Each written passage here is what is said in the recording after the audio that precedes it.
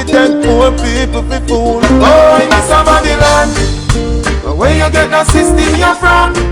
Jamaican people will say because of the color of their skin, they don't get treated the same kind of way.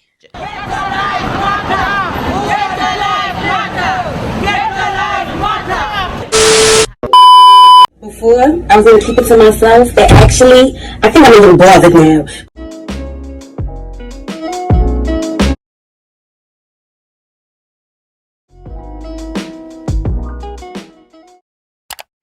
Hey guys, welcome back to my YouTube channel. My name is Jessica, and today we'll be discussing the topic of classism in Jamaica. Classism is defined as differential treatment based on social class or perceived social status.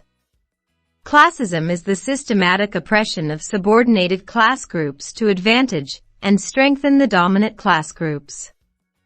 It's the systematic assignment of characteristics of worth and ability based on social class. Classism is held in place by a system of beliefs and cultural attitudes that ranks people according to economic status, family lineage, job status, level of education, and other divisions. I once heard someone say Jamaica's motto, out of many one people, was made to appease white people, and it had me thinking, why was it necessary to say that? Especially when 90% of our population are black. Aren't many countries, especially in the Caribbean, out of many one people, and is it their motto? According to an article from Observer, out of many one people, motto or myth, the motto was created because the leadership of the new independent Jamaica and colonialists happily vacating the country wanted to first assure the wealthy and potential foreign investors that they had no need to fear the desperately poor black masses. Second, it sought to convince the poor black people that those with wealth were their genuine brothers and sisters. This was intended to head off violent expressions of ever so present class struggle and any flirtation with communism.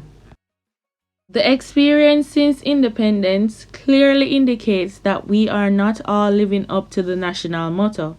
The proof is everywhere. First, there still exists color prejudice and class hostility. The patois-speaking people in the inner cities have little to nothing in common with the English-speaking few living in the upper St. Andrew communities. Their lifestyles and cultures are very different, and they only share their place of birth, that being Jamaica.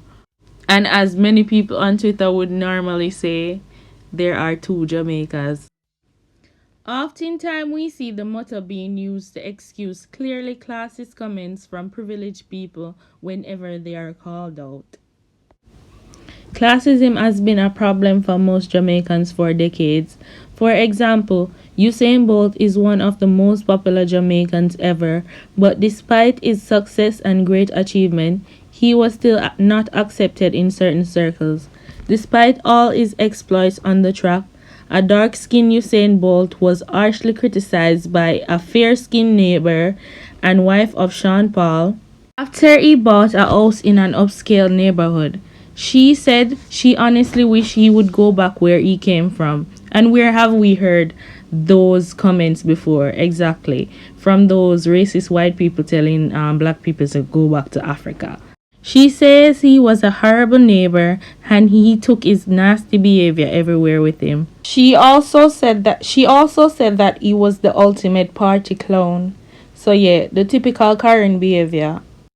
And she even went to a party titled the Buttu party, where they dressed like buttus, which was basically people who went to normal dances.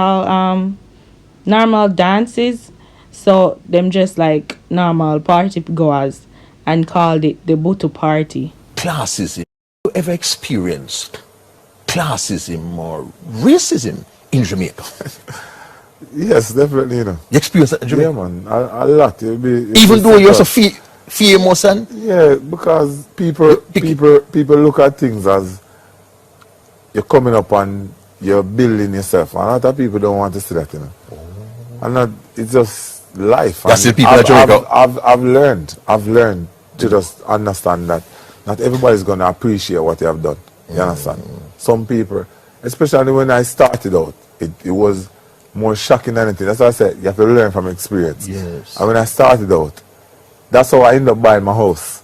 Because I was living in a complex. Yes. And I had issues with a few of the lighter skin people. You understand? Why? Because you bring your dancehall friend, them and make up nice and I used to live near a lawyer. And I remember when I moved in, he said to me, listen, be careful now. I said, what do you mean? He said, they don't like to see young people strive, because when I came in here, I was just 23. Yeah.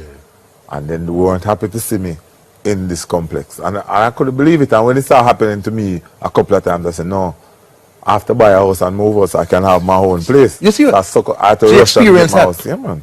Some of the black skin people, they're not too happy to see it, because a lot of them, because them go school and work years and years for reach. True, and you just come and me just come up. Because I suppose me get everything and I live here, so I do this. Them not happy. So bad mind is a part. You experience bad mind in Jamaica. Strong one, strong. Bad mind. Strong. This is why I say racism does exist in Jamaica, and it goes hand in hand with colorism and classism. According to a Journal of Studies of Race and Nation and Culture, Volume 24, 2018, Issue 6, scholars recognize racial inequality and racial discrimination in Jamaica.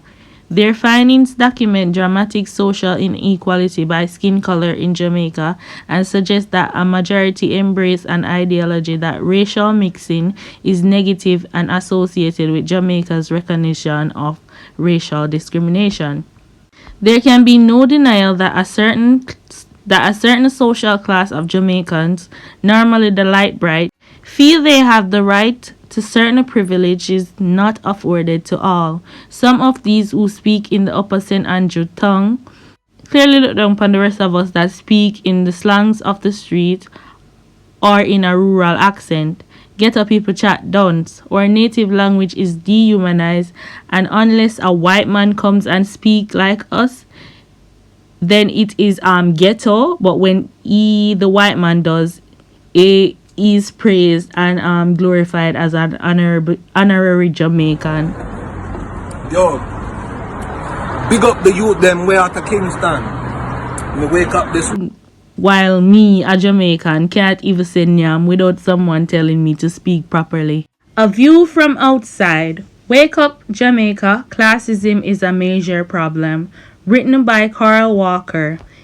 He wrote how classism is also found on the entertainment scene. Dancehall is looked down upon as the dregs of entertainment, disgusting debauchery, and wild dancing style. But the same persons who criticize dancehall can be seen with sagging breasts in bikinis, gyrating and getting on bad during carnival season. Like exactly. So women in short shorts at a dance is ratchet and ghetto, and you can dress up in a dress and one feather and say it's classy. Child. Anyway, so Carl also wrote how years ago persons of a certain hue were not afforded jobs even as tellers in a bank or ear hostess. That was served for the children of the gentry, so basically the light brights. I was a young man when I was lucky enough to be employed by a prominent organization. I have personally witnessed where lighter-skinned Jamaicans or those from prominent families were given certain high-ranking jobs and made to rule over dark-skinned Jamaicans who were 10 fences better at doing the jobs and more qualified. I have witnessed people with no qualifications being given jobs to run a department they know nothing about. This while local workers who were holding down the business and doing well were all bypassed. If that's not classism, then what is?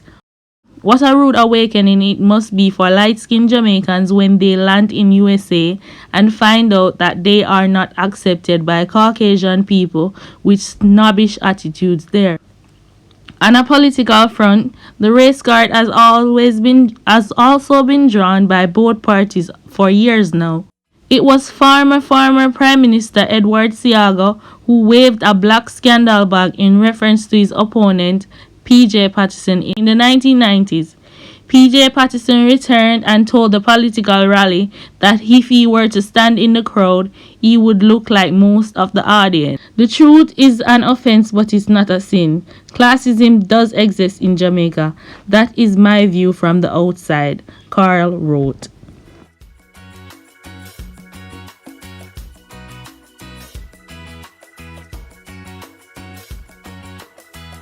This evening to how the police responded to scores of persons on yachts on Maiden Key raving despite it not being allowed due to COVID-19 control measures.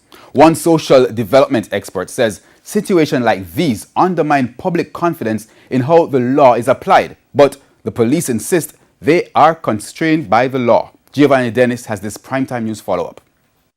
Grand Market night, scores arrested for breaches of the Disaster Risk Management Order. In Mapen, Clarendon, more than 40 persons were arrested. On Sunday, scores of persons gathered in yachts at Maiden Key. The police say 20 yacht operators were warned for prosecution. Now, many are questioning why other people, including this Rastafarian, were not also warned for prosecution instead of being arrested. Social development expert Dr. Peter Ann Baker says COVID is highlighting long-standing inequalities. Jamaican people will say because of the color of their skin, they don't get treated the same kind of way. And this is it's undermining a lot of what is being tried in terms of even securing compliance with the public health instructions, because people see that people who don't look like them, who are not in their economic circumstances, who don't have the power, who have more power than they do, they see these people being able to continue to do as they please. Need to see the names of more of people. I won't even say more because I can't think of any of people who live far, far, far above the poverty line.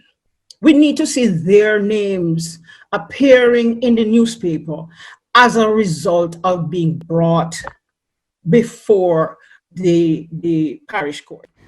I remember someone recounting an incident that happened in his community where the police came in and told young men that they should run, and if they looked back or didn't run, they would get shot. And if it wasn't for the women in the community crying out and bawling out, they would have been shot. And police brutality in Jamaica targets mostly the poorer communities, and as a result, it results in the distrust between the people and the police. So that's why most people are quiet when it comes to crime.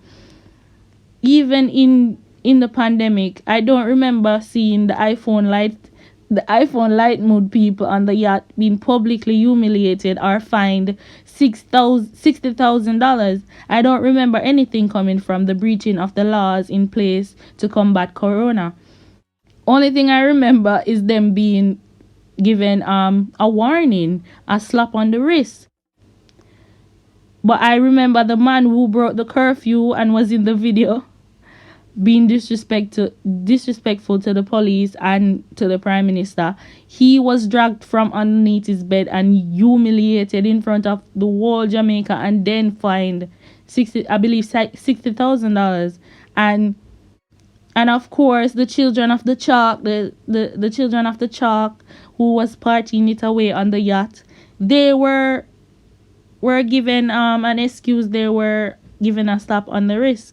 And even schools, I could remember school and seeing the male Indian students with their hair. Their hair would have been as long as mine, and my hair was relaxed, and nothing that was acceptable. But when the little black boys would wear their hair even at an inch above the 2-inch rule, they would be sent home. They would be prosecuted. There would be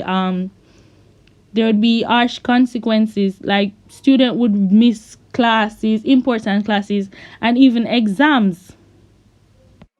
These rules are rooted in anti-blackness and are disgusting. Like, we would hear that our hair was unkept and ungroomed and unacceptable in these schools with a majority of black students. Like, even the girl, when we would wear an afro, it was said to be unkept and we had to go home and comb it. And when our hair was relaxed and the color might change a bit because of the chemical, you know, we were said that we were coloring our hair, and we were also sent home. But the white kids, they could have highlights in their hair and it was acceptable because that was their natural hair color, and no one would question it. But those weren't the same rules for the black students. We were punished, and we were always told that our hair was ungroomed and unacceptable. And up to today, 2021, these disgusting anti-black laws are still in our schools. And as a country, we must find a vehicle to overcome or significantly diminish and dismantle this class division. Yes, Jamaica is a very classist society, very hierarchical. People and their culture tend to be devalued by the elites in the society who enjoy occasional forays into that world, but are not prepared to admit that they even enjoy certain kinds of music. Class distinctions are very clear, but you get movements across classes, particularly around the spaces in which people enjoy popular culture, like at dances and so on.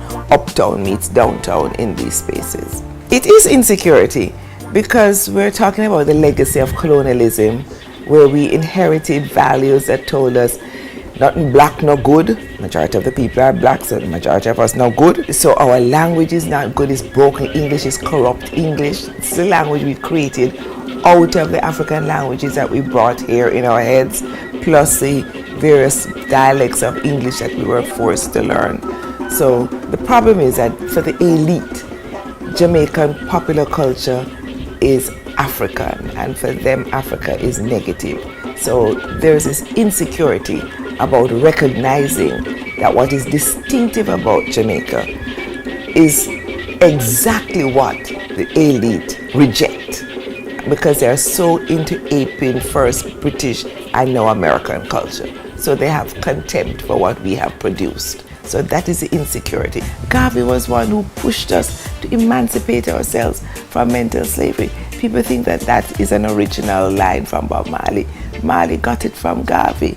And emancipation from mental slavery is about rethinking what people have told you that is good and bad about your culture, and sitting down and saying, no, why is my language bad? Why am I ugly because I'm black? And I think over time, you know, people are beginning to see that this is our power. So even mainstream advertising agencies, they've been using the language a lot, but now they're actually using dancehall culture as to market their product. So you have to say they're getting a little enlightened, but it's a very slow process.